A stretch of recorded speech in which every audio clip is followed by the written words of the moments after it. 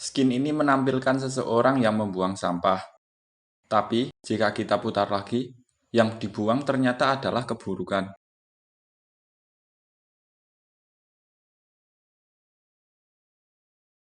Perkenalkan, nama saya Wahyu Wilujeng.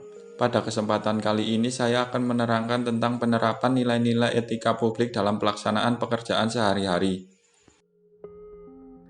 Apa itu etika publik?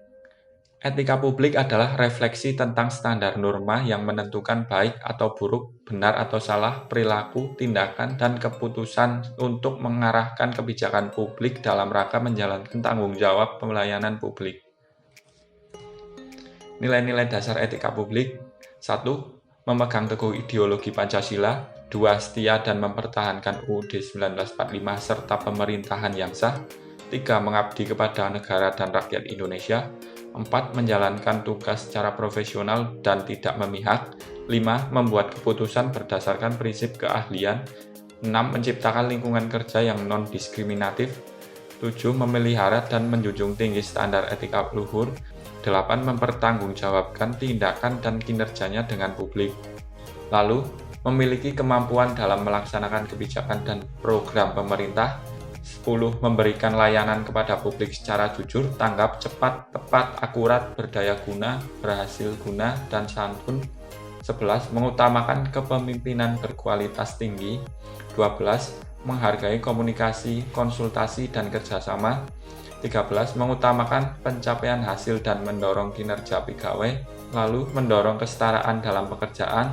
Yang terakhir, meningkatkan efektivitas sistem pemerintahan yang demokratis sebagai perangkat sistem karir. Berikut ini adalah implementasi etika publik di lingkungan kantor. 1. Berangkat tepat waktu. Sebagai seorang aparatur sipil negara, sudah pasti kita harus senantiasa bekerja dengan ikhlas dan penuh semangat. Berangkat ke kantor tepat waktu adalah sikap kita memiliki etika dalam menunaikan kewajiban kita. 2. Menjaga lingkungan tetap bersih. Dalam masa pandemi COVID-19, kita memiliki kewajiban untuk senantiasa menjaga protokol kesehatan, tak terkecuali dalam lingkungan kantor. Sebagai pelayan publik, kita wajib menjaga kesehatan diri sendiri dan masyarakat. Dalam hal ini adalah pemohon. Kadangkala kita bertemu dengan pemohon yang tidak menaati protokol kesehatan, entah karena sengaja atau lupa. Sudah kewajiban kita untuk mengingatkan dan memberikan kebutuhan protokol kesehatan sebelum melaksanakan pelayanan pertanahan.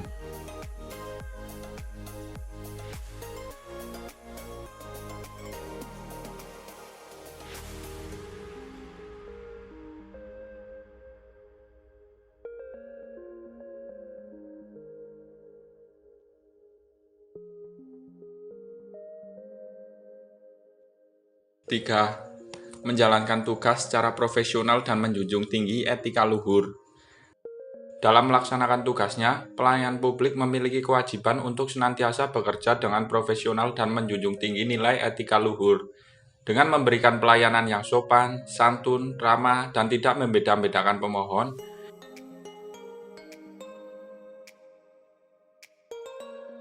mungkin dalam melaksanakan tugas, kita bisa mendapatkan sebuah konflik kepentingan yang menyebabkan perilaku korupsi.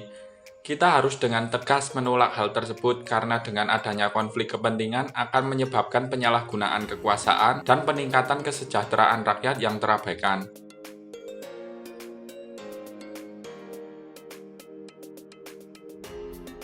4. Saling bertegur sapa dengan rekan kerja.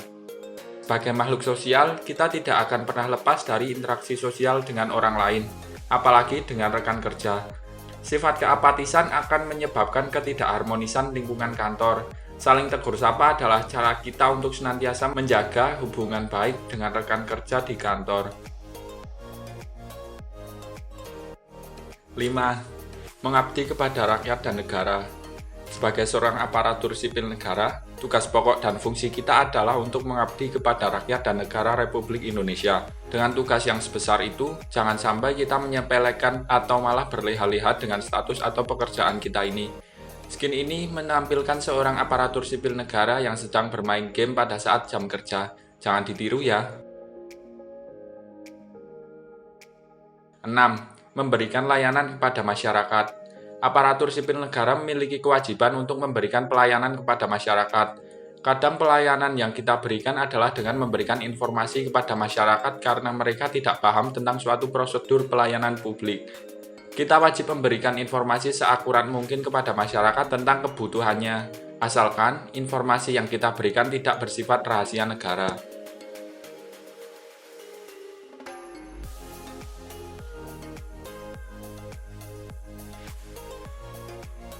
7. Berpakaian rapi. Kenyamanan lingkungan kantor dapat kita wujudkan dengan cara taat terhadap aturan dan norma yang berlaku. Salah satunya dengan berpakaian lengkap, rapi, dan sopan. Jangan sampai kita berlaku seenaknya di kantor. Kita wajib menghormati keberadaan orang lain di kantor. Jangan sampai perilaku kita mengganggu rekan kerja kita sehingga merusak kenyamanan lingkungan kantor. 8. Saling tolong-menolong. Seperti yang dikatakan pada nilai sebelumnya, manusia merupakan makhluk sosial yang selalu membutuhkan orang lain. Di lingkungan kerja, kadang kita mendapati rekan kerja yang membutuhkan pertolongan. Kita harus senantiasa memberikan pertolongan kepada rekan kerja yang membutuhkan pertolongan. Terima kasih. Mungkin cukup sekian. Wassalamualaikum warahmatullahi wabarakatuh.